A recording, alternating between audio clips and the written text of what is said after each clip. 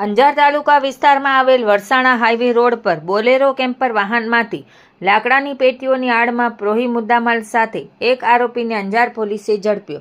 પૂર્વ કચ્છ પોલીસ અધિક્ષક સાગર બાગમાર તથા ડીવાયએસપી મુકેશ ચૌધરીના માર્ગદર્શન હેઠળ અંજાર પીઆઈ એચ.એ. જાડેજાની ટીમે આ કાર્યવાહી કરી હતી।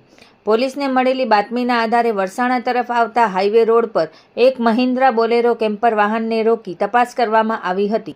તપાસ દરમિયાન વાહનના પાછળના ભાગમાંથી લાકડાની પેટીઓ મળી આવી હતી।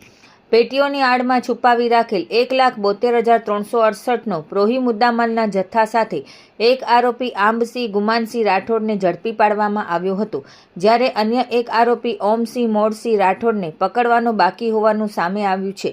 પોલીસે પ્રોહી મુદ્દામાલ 5 લાખની કિંમતનું વાહન, મોબાઈલ ફોન, લાકડાની પેટીઓ સહિત કુલ 6,77,768નો મુદ્દામાલ કબજે કરી આગળની કાયદેસરની કાર્યવાહી હાથ ધરી છે। આ કામગીરી અંજાર પીઆઈ એચ.એ. જાડેજા, પીએસઆઈ આર.પી. જાડેજા તથા અંજાર પોલીસ સ્ટાફના માણસોએ સાથે રહી કરેલ છે।